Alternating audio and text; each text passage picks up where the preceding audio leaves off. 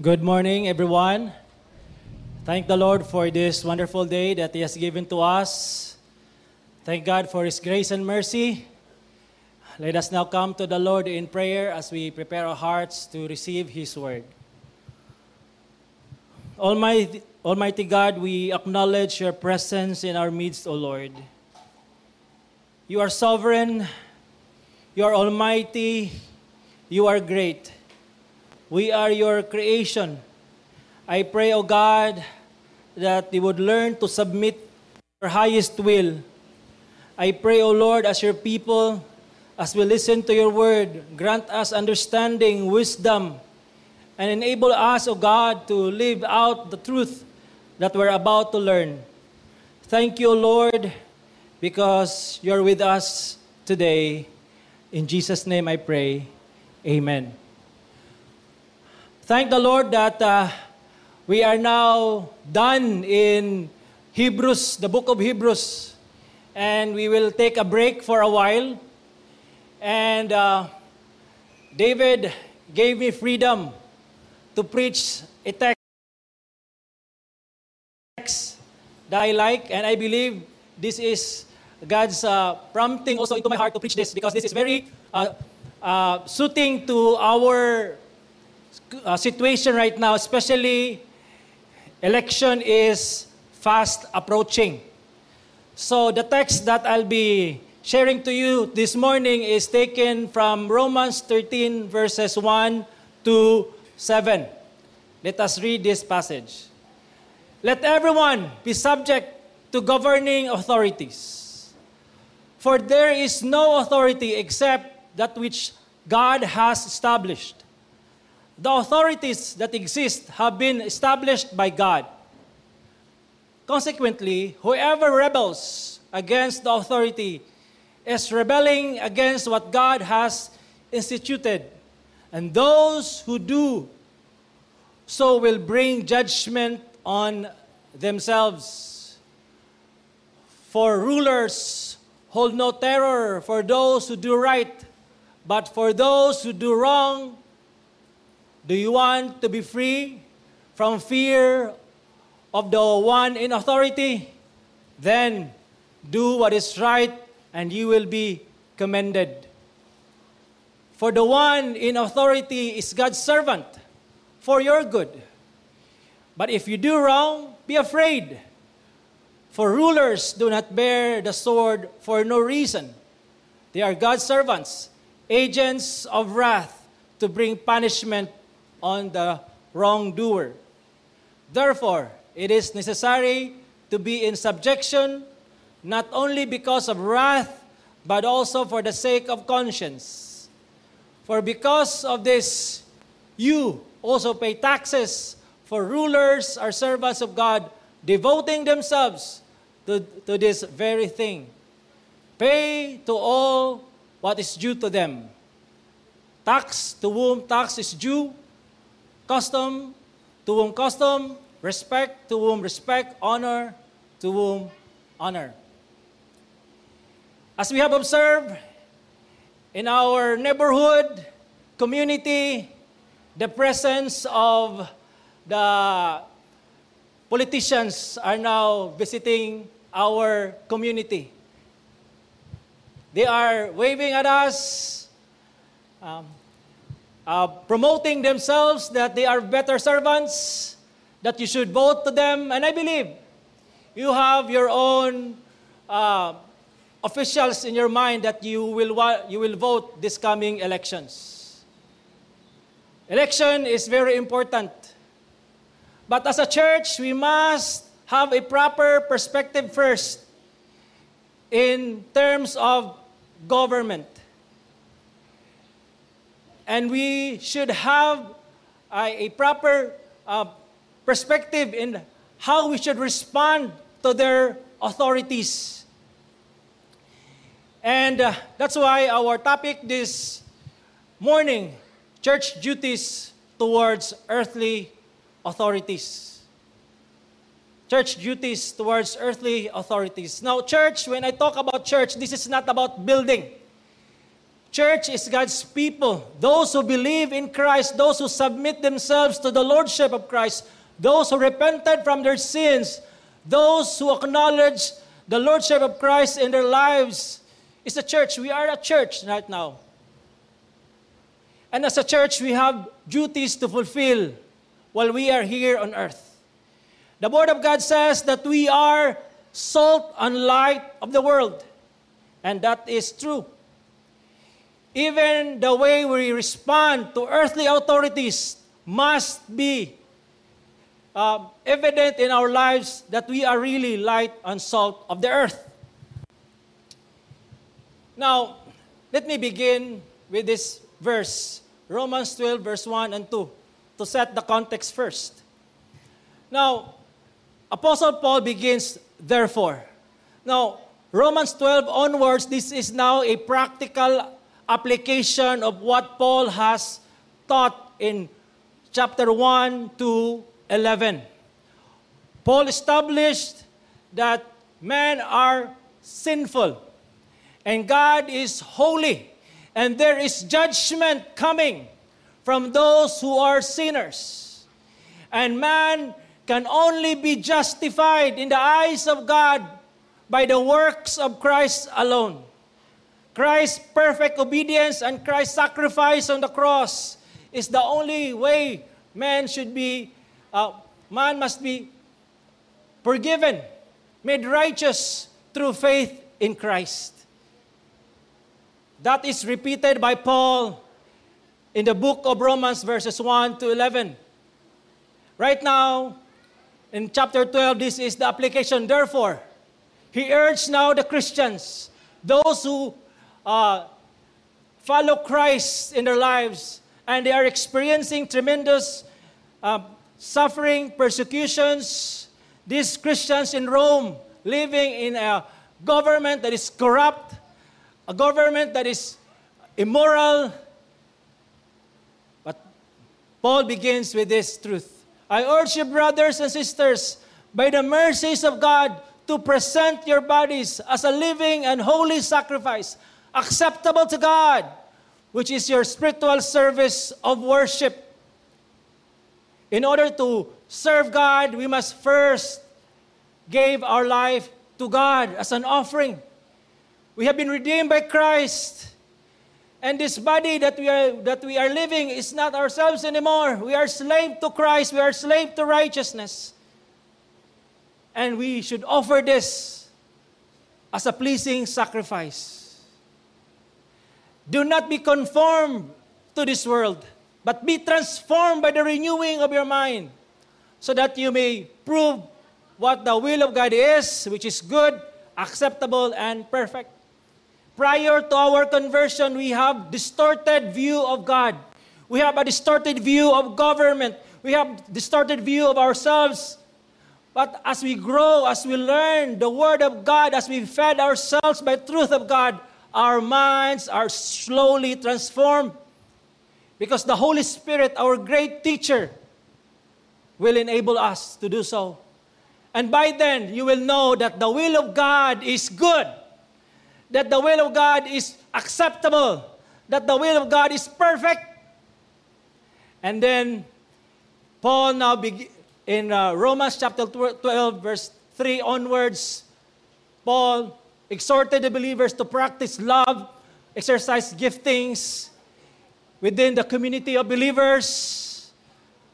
And then in chapter 13, Paul now urged the believers to submit himself to governing authorities. Your faith must be exercised not just within the community of believers, even in your daily life, there must be submission.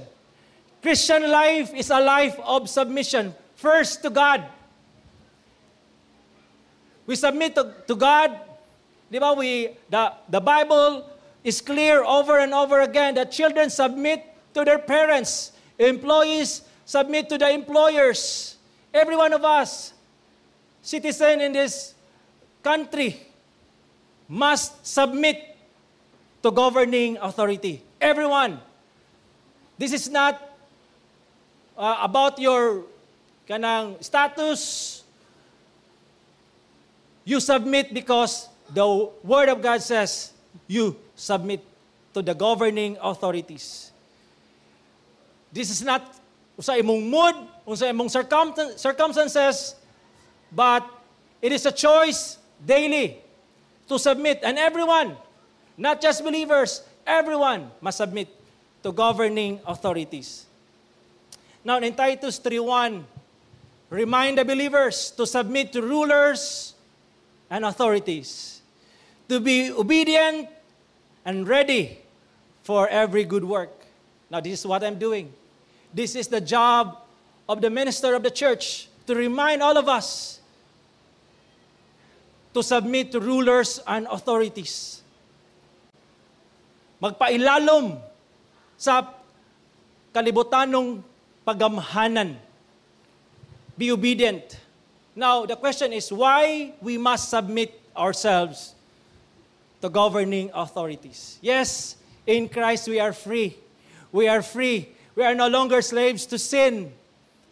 But our freedom must be manifested in our obedience. Our freedom in Christ must be shown the way we submit to governing authorities. Now, Paul answered this question in two ways. Number one, every authorities that exists established by God. Romans 1, let everyone be subject to governing authorities, for there is no authority except that which God has established. The authority that exists have been established by God. It is by God's providence. It is by God's sovereign will that you are under this administration. It is by God's sovereign will that you are under on that leader in the church, that employer, the boss, teacher. It is by God's will.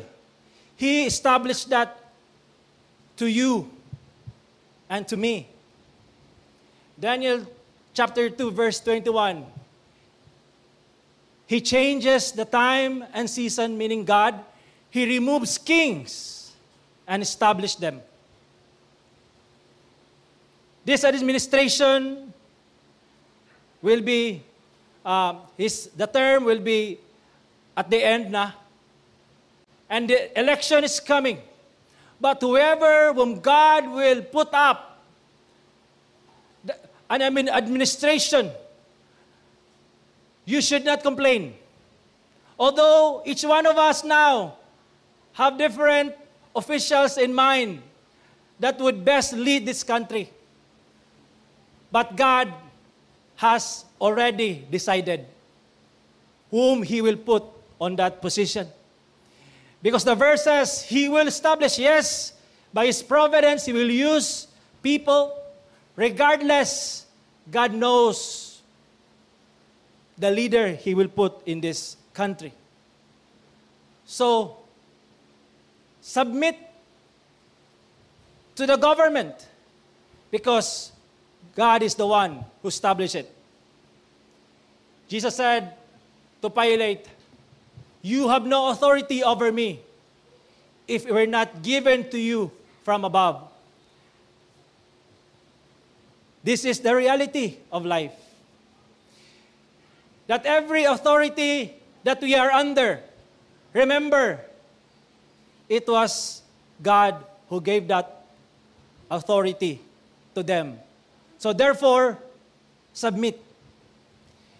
Jesus Christ gave us an example. He lived a life of submission to authorities. Although He is the Son of God, but in His humanity, He sets an example for all of us Christians must follow. We must also submit to governing authorities. Yes, our governing authorities are not perfect. There are things that we are complaining. Unsa man ni siya, anong inani man ni siya, inana man na siya. Murag paminaw na to, murag mas maayo ta nila. So ikaw na lang, oh. Ikaw na lang mo lingkod. Kung maglikramo ka, meaning you are complaining to the will and purpose, the sovereign will of God. So instead of complaining, ask the Lord, Lord, help me to submit. Help me, Lord. You don't have to like the officials. But ask the Lord to transform your heart. You don't have to like your boss. But ask God to help you, to give you grace to submit. Romans 13 verse 2. Therefore, whoever resists authority has opposed the ordinance of God. Ngay one time, si Mermer, murag mo resist siya, na siya resistance karon. Inatudluan ako nga submit, murag obey us, murag mo resist niya siya. Ningon pabitaw akong asawa siya. So, ikaw na lang magmama, oh. Ikaw na lang mama, ikaw bahog sa amo, ikaw pakaon. No. I don't like to be a mother. I am just a child. Okay. Yung post mo ka. Murag paminaw, no naigi na ba? Bata pa, na naigi ginatawag no na sign of resistance, rebellion. That is, di ba, the corrupt nature of man. The sinful nature of man is to resist, to oppose, to rebel. But each one of us Christians has been transformed by the Holy Spirit. Christian life is a life of submission to God.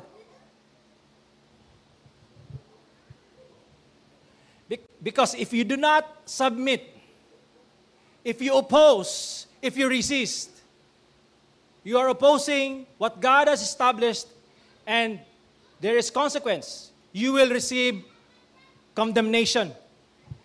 You will receive punishment. You will taste the wrath of the governing authorities.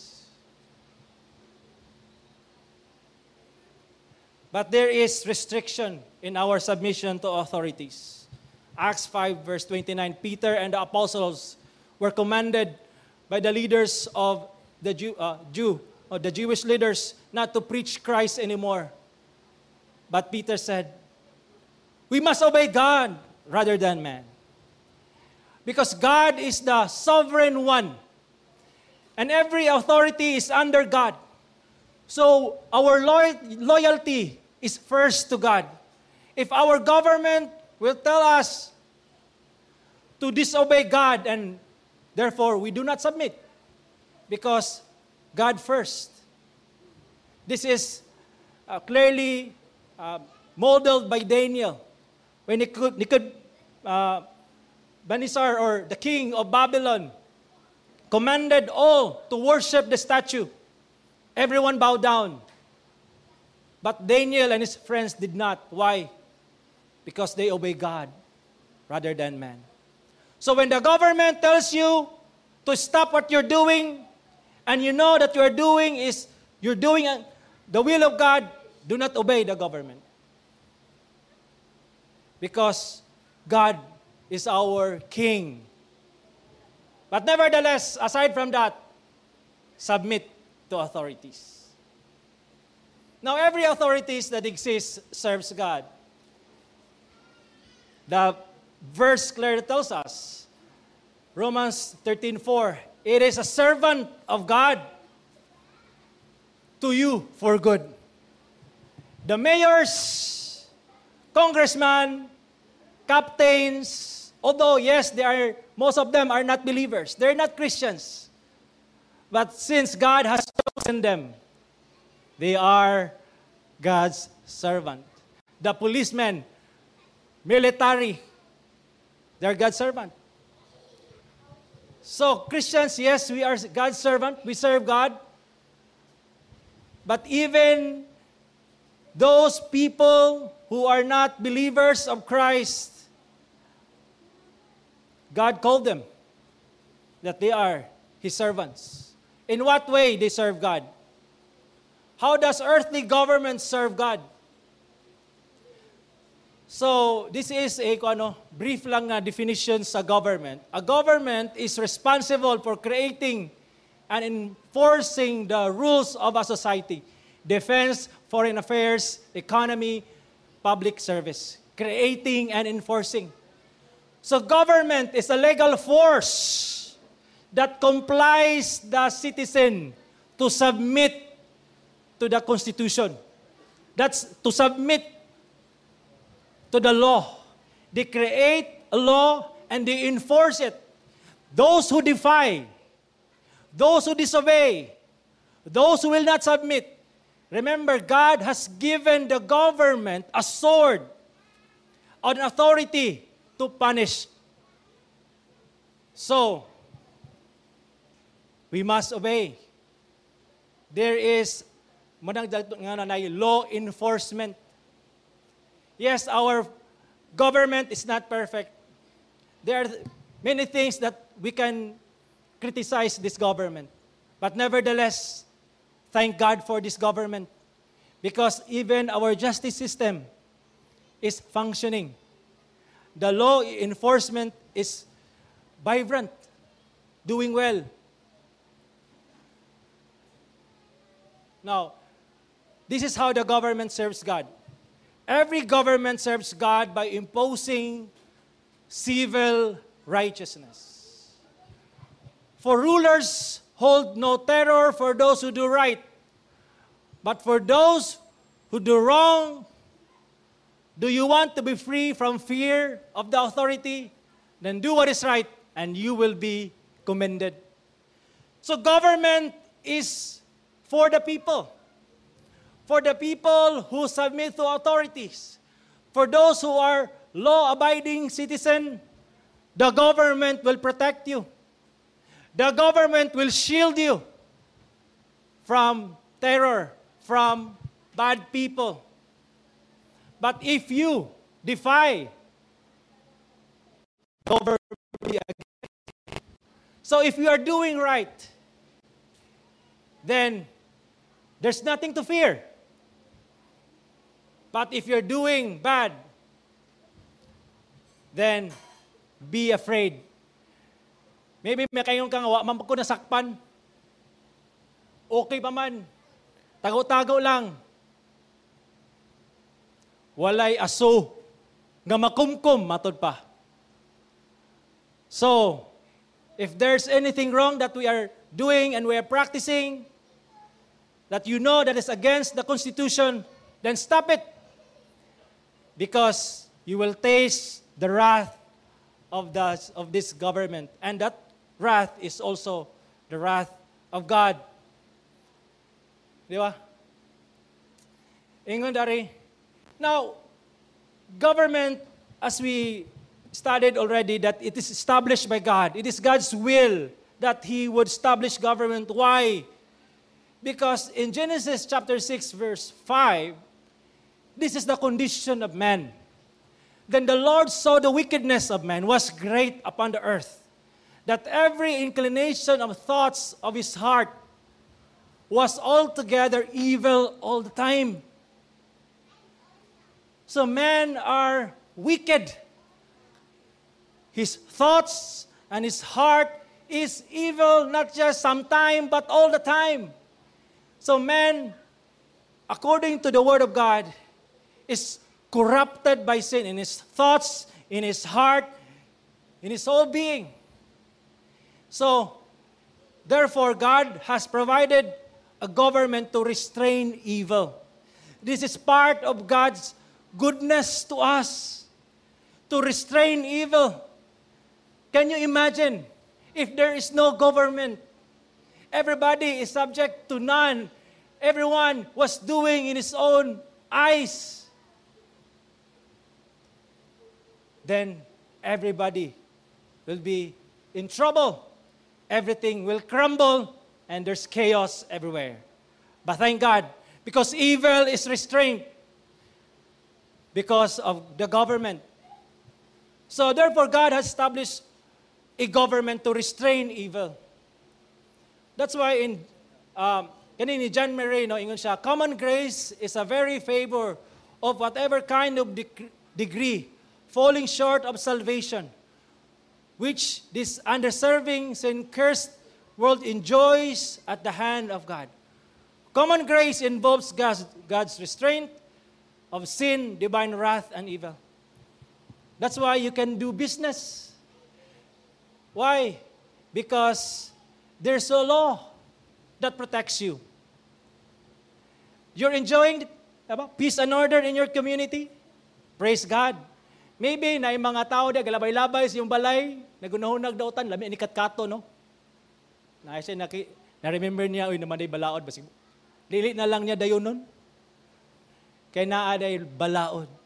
Although, naiuban musulay, but they have tasted the wrath. The government will protect. And the government will also, the hand of God that restrains evil. Even us, if without God's restraint, if we just do the things that pops out into our mind, the sin that you did will be a lot worse. Balwatana.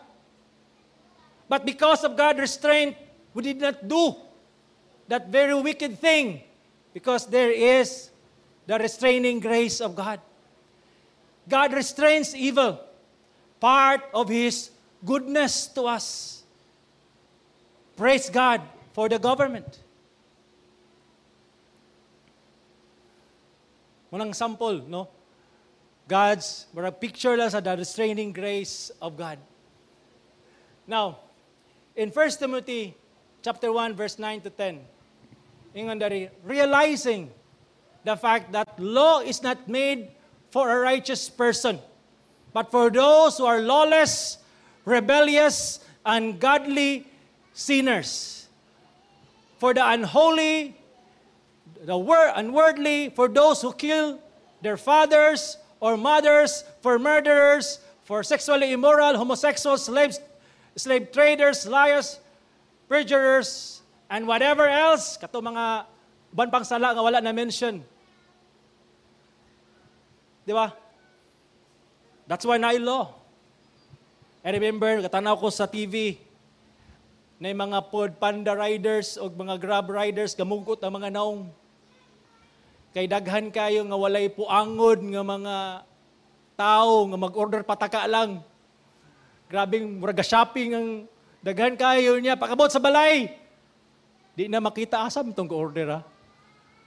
May na lang tato pang kuan silang family.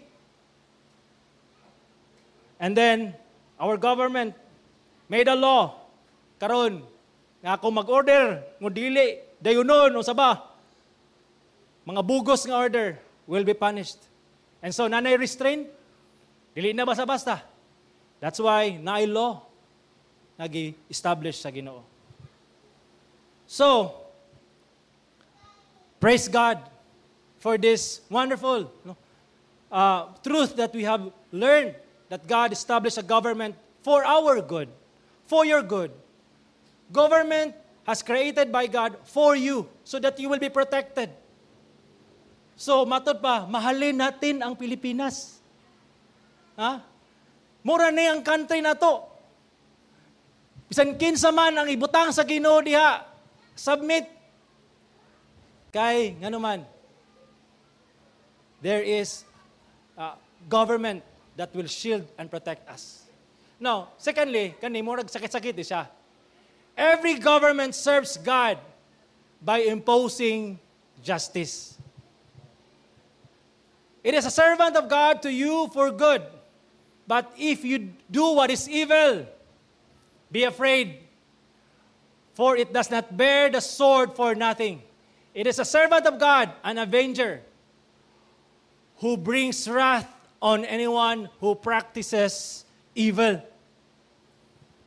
For those who are lawbreakers, be afraid, because this government has a sword, and sword represents defense, and it could be offense. It is a sword of punishment for those who will break the law. An avenger, a servant of God. Remember, our God is holy, our God is righteous, and our God is just. And He will not tolerate sin. And our government is an extension of God's authority. And therefore, whenever our government punishes a sinner, it is a hand of God punishing that sinner. So therefore, be afraid. Because government has a sword. It is a servant of God to punish evildoers. Okay. Now, in 1 Peter chapter 2, verse 13 and 14, be subject for the Lord's sake to every human institution. For the Lord's sake, for God's glory's sake, in the name of the Lord, matod pa dari Christian, believers in Christ, for God's sake, submit. Not because you're afraid, not just because you will be protected, but above all, submit to the law, to human institution for the Lord's sake. Why? Whether it be to the emperor, supreme, or to governors sent by God to punish those who do evil and to praise those who do good. So, let us practice obedience, submission, because God has established a government to punish evildoers. Now,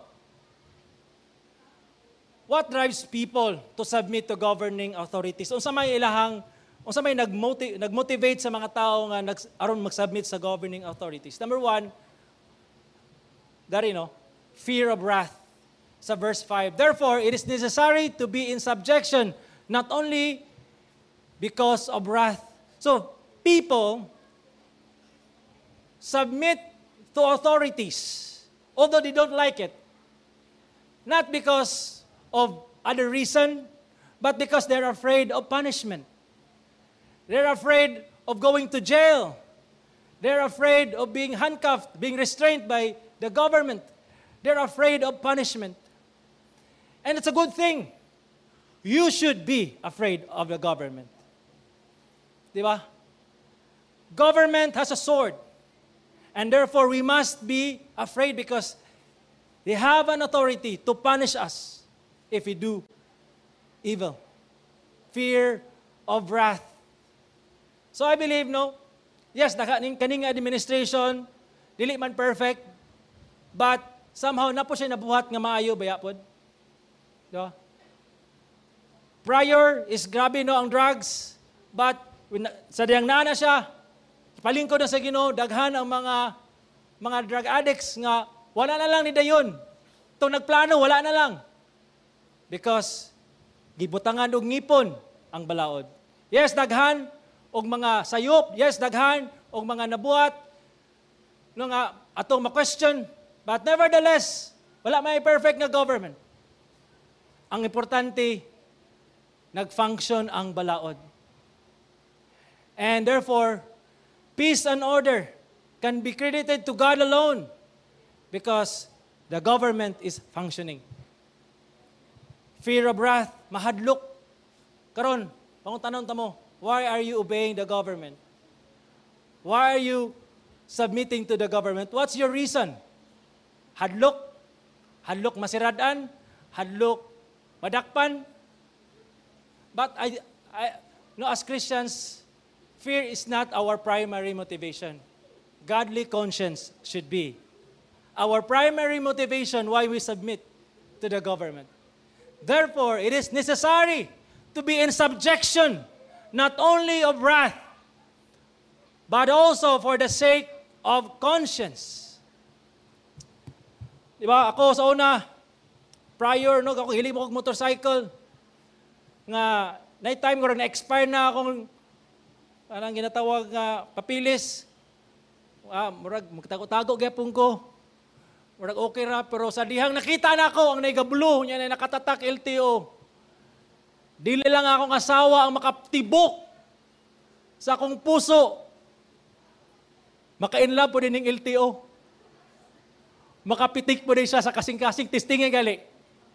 Kaya mag-drive ka kwa lisensya ng LTO na parahon ka, grabe yun. Hadlok. Karon salamat na rehistro na. Pero ang akong lisensya na-expire kagahapon. Pero karong Lunes magpa-renew na ko. Nakapasar ko sa exam. 76 akong grado. 10 years. 10 years. Looking forward sa 10 years na license. Kay pag adto na ko, wala man di ko'y violation. Abi na kong wala man di. Okay? So, mga ginagmay nga butang, how much more, mga dinagko diha. Nga nagunaw na ka, nga di lagi ko masakpan. One day, God will expose it and you will sorry for your decision. But above all, no Christians, our submission must be coming from godly conscience.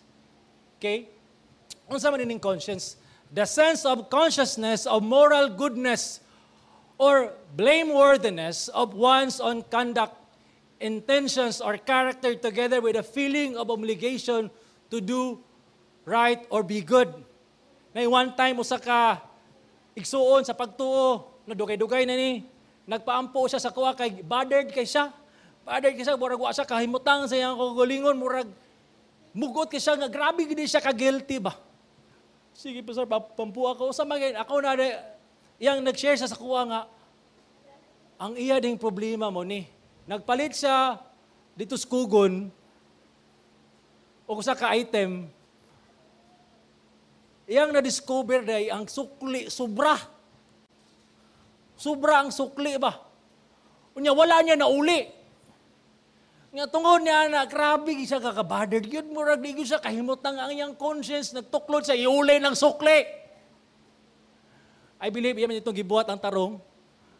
Pero inana ka sensitive ang iyahang conscience ba? Inana giday ng conscience o sa kakristohanon. Nga gamay nga sala. Mubati ta. Kaya nga itong conscience is been established by the Word of God. Pero ang uban, makadawat og sobra. Thank you, Lord. Sobra, naipanalangin.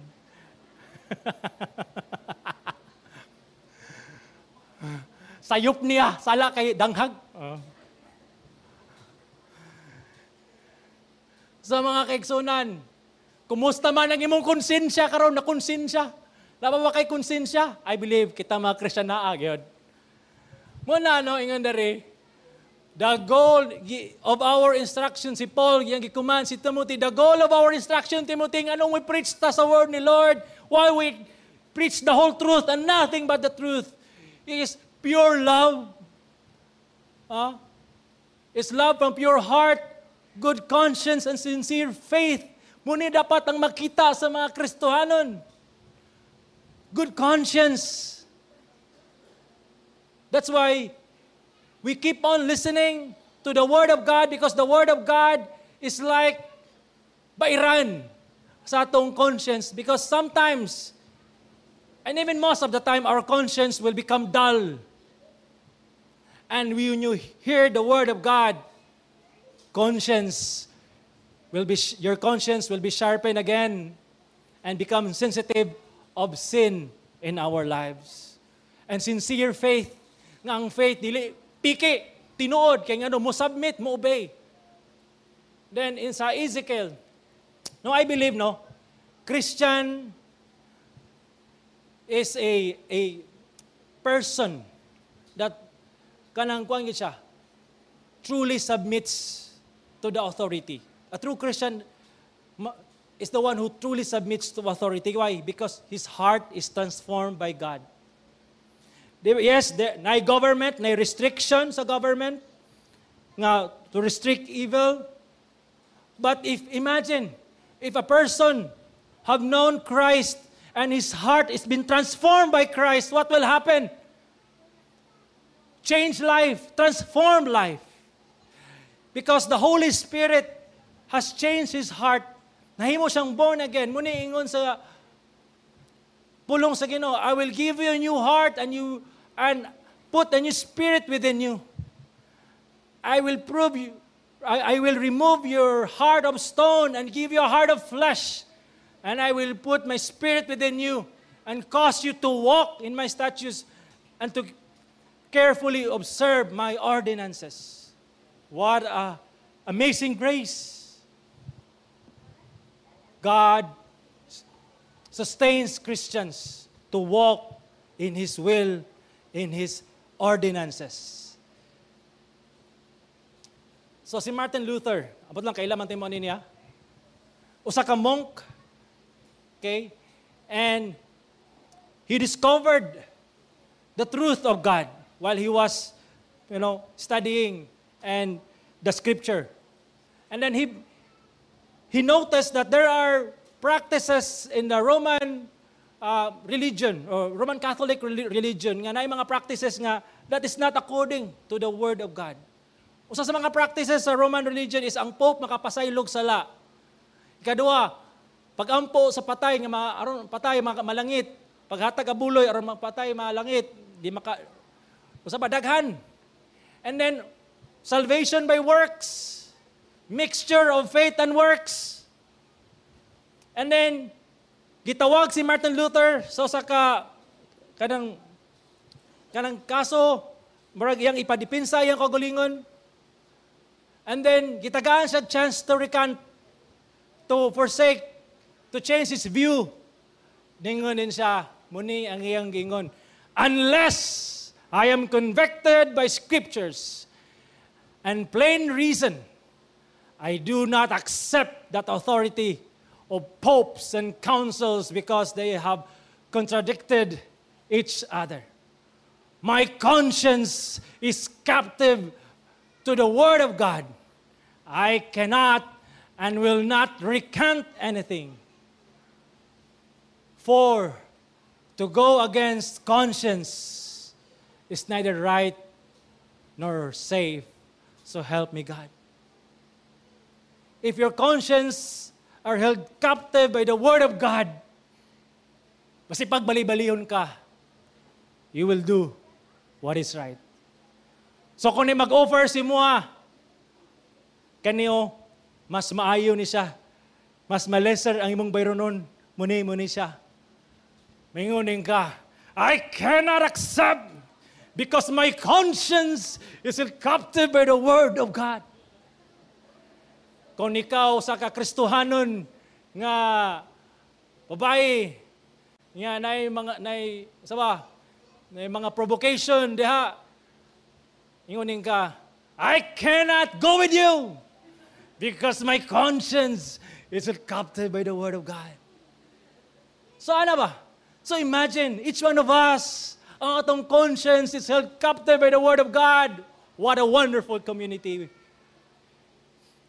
So nako gipangutanan ng mga couples, simba sila, kung asa man inyong mga bata, gibilin sa balay, ano man, samukan, mangguto din eh. Baka na-konsensahan. Wala ko kaignan, no? Wala na ako kaignan. Pero ako lang point ba nga, dada, imong bata, kay dari sila makadungog sa pulong sa Ginoo. One day, mabot ang panahon. One day, isang araw. Mga narbaho na if their conscience is not held captive by the Word of God, what will happen to them? They will rebel. They will not submit. They don't have fear of God. Usay may tabo. So expose them to the Word of God. Dada sila simbahan. Ganahan ni mga bata nga gadagandagan. Bahala na. Because the Word of God is essential. Our conscience must be held captive by the Word of God. No matter what the cost, we will do what is right. Because we are Christians. Paul says in front of King Felix, in view of this, I also do my best to maintain always blameless conscience, both before God and before men. Maintain that. It's not easy, yes. But this is our calling. To live a life that is pleasing to God. We should live worthy of the calling that God has given us. This is part of carrying the cross, living a holy life, submission to authority. O muna ni karon the practical part. Because of this, because the government established by God, because the government is a servant of God, because government has the power to punish, because of this, pay your taxes. Muna application na rin. Pamayad o tax. Sakto gyud. For rulers are servants of God, devoting themselves to this very thing. Mura gini, ang di mahuman, hantod buhi pa ka, ang tax padayon. Palag kayo, namanting si Vina dagatanaw, ako na lang ng isulti. Akong asawa is public servant. Unya, ingon siya nga, di daw ko mag-drop og name, so okay man, ako man siyang asawa.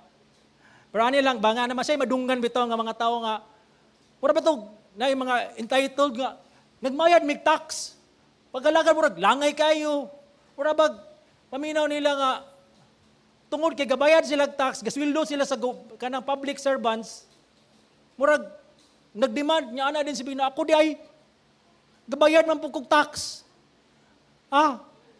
Gabayad mo. Medyo sakit-sakit gali, kay medyo dako-dako. Pero mo, submit. Every one of us.